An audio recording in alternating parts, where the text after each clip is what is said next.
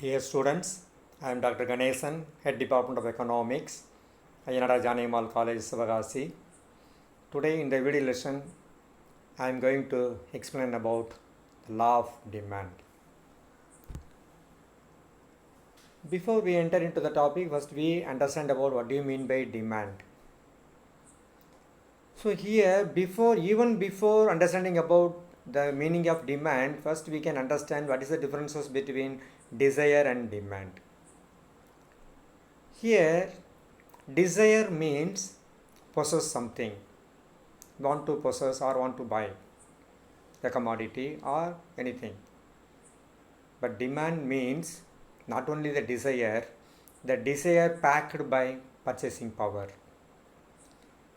So this is the difference between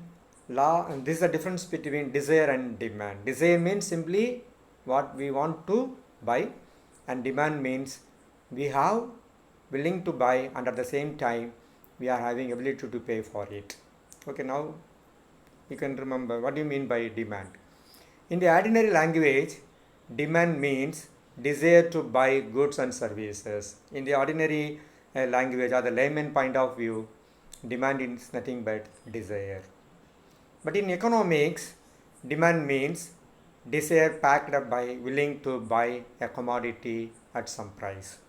So here, in economics, demand means the consumer should possess two things. One is he must have some desire to buy the commodity, and at the same time he must possess the amount of money to pay for it.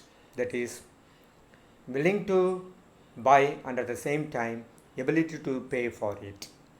So demand for a commodity refers to the quantity of the commodity which a consumer is willing to purchase at a particular price. So here demand means at a particular price how much amount of commodity is demanded by the consumer. Right? Consumer will demand a different amount of commodities at different prices. So here when the price is less, the consumer will demand more. When the price is high, the consumer will demand less. So at a particular price, how much amount of commodity is demanded by a particular consumer, that is called demand. So here in a simple language, demand is a function of price. So in mathematical form, you can write demand D equal to function of P. So now before enter into the law of demand, we can understand about what are the types of demand. So here there are three types of demand. One is price demand, and the number two income demand, and number three cross demand. Now I explain one by one. First you take price demand. So it means the change in the demand for a commodity due to change in its price alone. So here keeping other things constant, that is ceteris paribus, keeping other things constant, a change in the quantity demanded is due to change in the price alone is called price demand. Now what do you mean by income demand? Here simply you can remember under price demand, price is the only influencing factor keeping all other factors as constant for changes in the demand. So in the same way here under income demand, here the change in the demand of a commodity due to change in the income of the consumer alone keeping other factors constant. What is the change in the income of the consumer and what is the change in the quantity demanded? That is called income demand. And the third one, cross demand. It means change in the demand of one commodity is due to change in the price of another commodity. So here we are making a cross between the price of one commodity and the demand for another commodity. What is the change in the price of one commodity and what is the effect on the change in the price of a related commodity?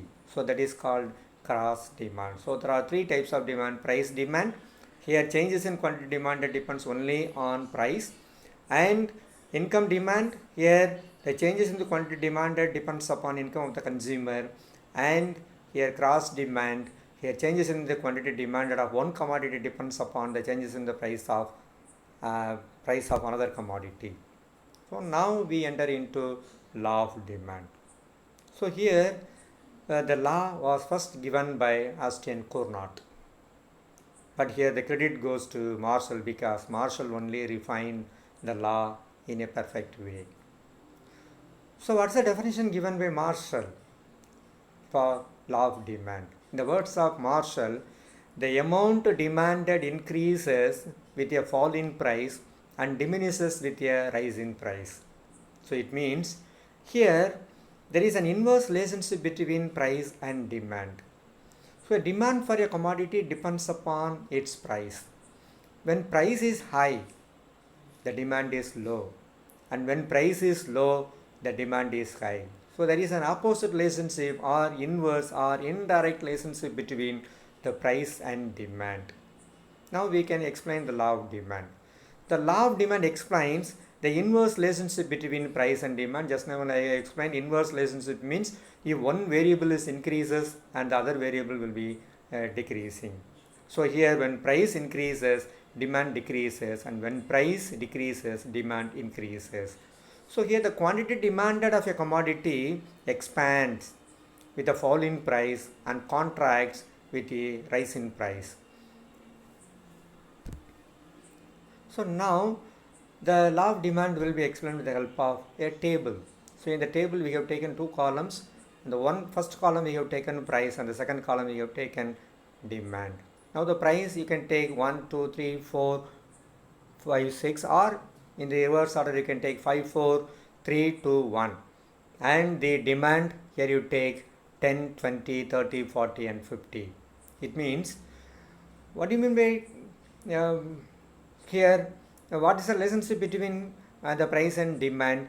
So here when the price is rupee 1, when the price is rupee 1, at that time the quantity demanded will be 50 units of a particular commodity. If the price has increased from rupee 1 to rupees 2, and the third time the demand diminishes from or decreases from 50 to 40 units. Suppose on the other hand, if the price of the commodity is rupees 5, at that time the quantity demanded is only 10 units of a commodity. Now the price reduced from rupees 5 to 4, the quantity demanded has increased from 10 to 20. So here it explains the inverse relationship between or the opposite relationship between price and demand. When price is 5 rupees, at that time quantity is only 10 units. When price is 1 rupee, at that time the quantity demanded is 50 units. So when price increases, demand decreases. When price decreases, demand increases. Now I will explain the law of demand with the help of a diagram. In the diagram, x-axis we represents quantity demanded and the y-axis we represent price. So here price is taken on the vertical axis and quantity demanded is taken on the horizontal axis. So here always in the horizontal axis we can represent the dependent variable and independent variable should be taken on the vertical axis. So here demand is a dependent factor and price is an independent factor because demand for a commodity depends upon its price. Whether the price is high or low, according to that only the quantity demanded will be happen in the market. So here we have taken the demand on the horizontal axis or x-axis. So the demand curve DD slope downward from left to right, which shows an inverse relationship between price and demand. Okay, so now you can clearly understand about the relationship between price and demand. There is an inverse relationship between price and demand. Now here to explain the law of demand, Marshall has taken some assumptions. Now we will see the assumptions one by one. First one, income of the consumer remains constant. Here according to Marshall, income of the consumer remains constant. That means here he has taken only price as an influencing factor, keeping other factors as constant.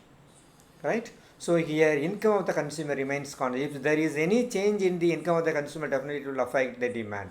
So here keeping the income of the consumer remains constant. That is the first assumption made by Marshall. And the second one, the taste, habits and preference of the consumer remains constant. No change in the taste of the consumer, habits of the consumer and preference of the consumer. And here number third, price of related commodities remains constant. No change in the price of related commodity. So related commodities price will remains constant. Then the fourth one, there should be no substitute for the commodity studied. What commodity we are studying or what commodity the consumer is going to demand. For that, there is no substitute product available in the market. The fifth one, continuous demand for the commodity. Here the commodities are demanded by the consumer continuously. And the sixth one, no change in the quality of the commodity. There is no differences or there is no change in the quality of the commodity. So these are the assumptions which are made by Marshall to explain the law of demand. I think you are very well understand about the law of demand. Simply you can remember law of demand explains the inverse relationship between price and demand. Okay. Thank you viewers. Go through the video, listen carefully and study well, and don't forget to subscribe. Thank you.